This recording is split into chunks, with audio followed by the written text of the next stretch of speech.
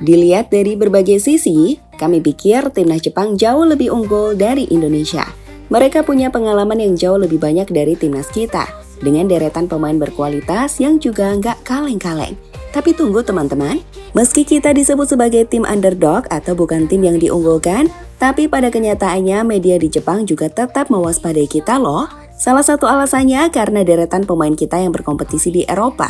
Pemain-pemain keturunan dinilai oleh JFA sebagai kunci dari perkembangan timnas. Dan ini tentu saja membuat Jepang harus benar-benar waspada dan gak boleh ngeremehin. Di sisi lain, sorotan media-media di Jepang juga mulai mengarah pada Indonesia. Seperti bagaimana puluhan supporter memadati sesi latihan timnas Jepang, hingga tanggapan bintang Jepang soal timnas Indonesia seperti yang disampaikan Ritsudoan. Lantas seperti apa ulasannya? Berikut rangkuman selengkapnya.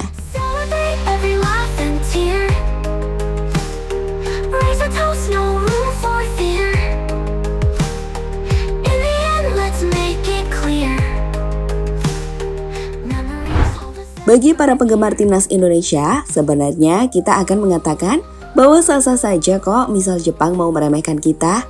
Toh mereka memang sangat kuat dan secara realistis sangat sulit bagi timnas Indonesia untuk bisa menang, bahkan hanya untuk mendapatkan 1 poin dari laga kontra Jepang. Tapi menariknya teman-teman, ternyata baik timnas Jepang dalam hal ini sang pelatih Hajime hingga media-media di Jepang memilih untuk tak meremehkan timnas, bahkan sebaliknya. Mereka nampak benar-benar mewaspadai timnas Indonesia. Sekarang lihatlah ulasan dari media Jepang, chunichi.co.jp. Dalam salah satu artikelnya, mereka menuliskan sebuah artikel dengan judul, Pelatih Tim Nasional Sepak Bola Jepang Hajime Moriyasu mewaspadai timnas Indonesia karena lebih dari separuh pemainnya berasal dari Eropa, menjadikannya tim yang berbeda dari sebelumnya. Dalam artikel tersebut dijelaskan jika timnas Indonesia sudah berbeda dari timnas yang sebelumnya dikalahkan Jepang dengan skor 3-1 di Piala Asia. Hal itu lantaran banyaknya penambahan pemain keturunan di skuad timnas Indonesia. Artikel itu juga secara detail mengungkapkan jika dari 27 pemain, 15 pemain adalah pemain dengan postur besar, seperti Martin Paes yang bertinggi 191 cm dan dianggap sebagai salah satu kiper terbaik di MLS. Hingga Justin Yobner, bek 187 cm yang bermain untuk tim Wolverhampton Under-23. Hingga Kevin Dix, pemain Copenhagen yang pernah main di Feyenoord dan juga Fiorentina. Saya tidak akan menjelaskan secara rinci, namun kami sedang mempertimbangkan perubahan dalam jumlah pemain yang telah memperoleh kewarganegaraan. Kita harus mengimbanginya. Gayanya sebelumnya adalah bertahan dan menyerang dengan cepat. Tapi Anda tidak dapat berasumsi bahwa ini adalah cara lawan Anda bertarung, ujar Hajime Moriyasu, sumber chunichi.co.jp.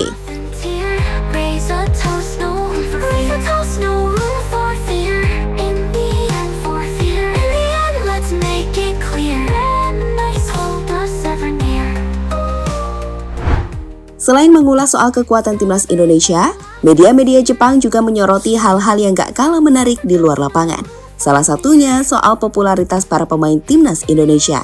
Dalam artikel dari media Jepang, Geikisaka.jp, gelandang Ritsudoan dan Tim Freiberg menyoroti gairah sepak bola di Indonesia. Jadi dalam sebuah momen, usai menjalani latihan, media-media Jepang melihat jika ada para penggemar Indonesia yang mengenakan jersey timnas Jepang. Dan saat diwawancara, Ritsudoan menilai ini adalah gairah dari sepak bola Indonesia. Dan menggambarkan jika hal itu juga bisa dilihat dari betapa populernya para pemain timnas Indonesia dengan jutaan followers yang para pemain timnas miliki. Jika dilihat dari jumlah pengikut para pemainnya, mereka memiliki jumlah pengikut yang sangat besar. Para supporter sangat menyukai sepak bola dan berusaha membuat negara ini lebih bergairah. Ketika saya berjalan-jalan di kota ini, saya melihat banyak perusahaan Jepang dan saya merasa negara ini sangat terhubung dengan Jepang. Itulah sebabnya saya sangat menghormati.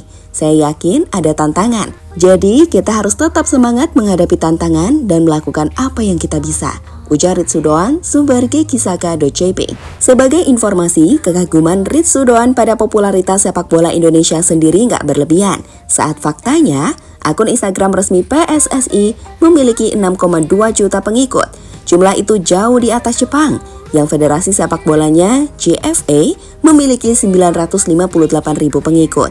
Sementara saat bicara soal pemain timnas Rafale Strike memiliki 4,3 juta pengikut. dengan Marcelino Ferdinand memiliki 4,1 juta pengikut. Jumlah itu jauh melebihi 1,5 juta pengikut atau follower dari gelandang Jepang Takefusa Kubo, pemain dengan jumlah pelanggan tertinggi di tim nasional Jepang.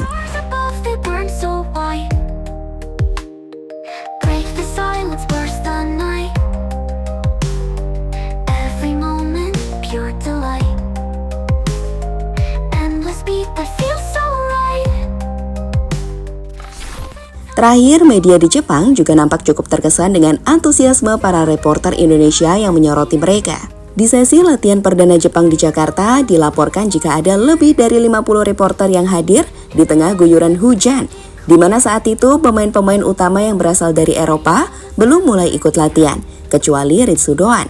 Disebutkan bahwa kiper Jepang Ayane Suzuki dari Parma, Ko Itakura dari Borussia Mönchengladbach, Daiki Hashioka Luton Town, Yusei Sugawara, Southampton, hingga Endo, Minamino, Daichi Kamata, Mitoma Maue Tanaka, Yuki Ohashi, dan Koki Ogawa semua sudah tiba di Jakarta pada tanggal 11 November pagi. Namun mereka tidak diizinkan untuk berlatih pada hari pertama.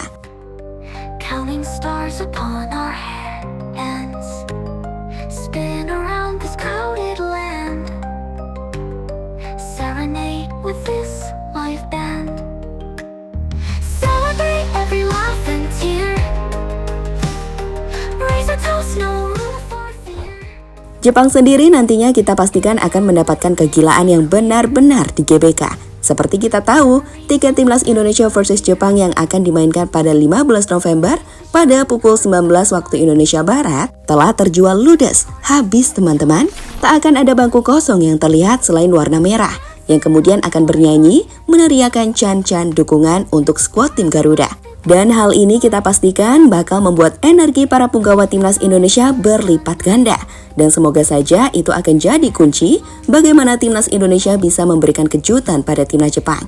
Selain tentu saja deretan pemain berkualitas yang kita miliki.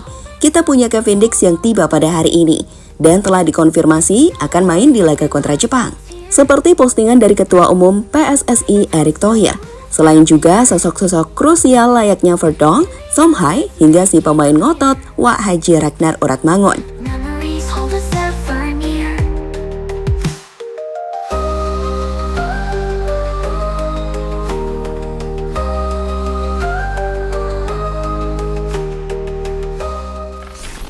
Di laga Jepang versus Indonesia sendiri, meski kita dapat dikatakan tak terlalu diunggulkan dengan Jepang jauh lebih difavoritkan, penting untuk tak terlalu inferior. Kita juga harus percaya diri bahwa kita bisa memberikan kejutan pada tim terbaik Asia tersebut.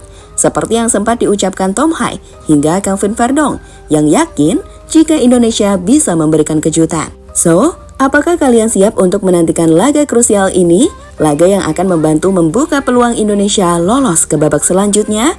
Tulis komentar dukungan kalian pada Timnas Indonesia.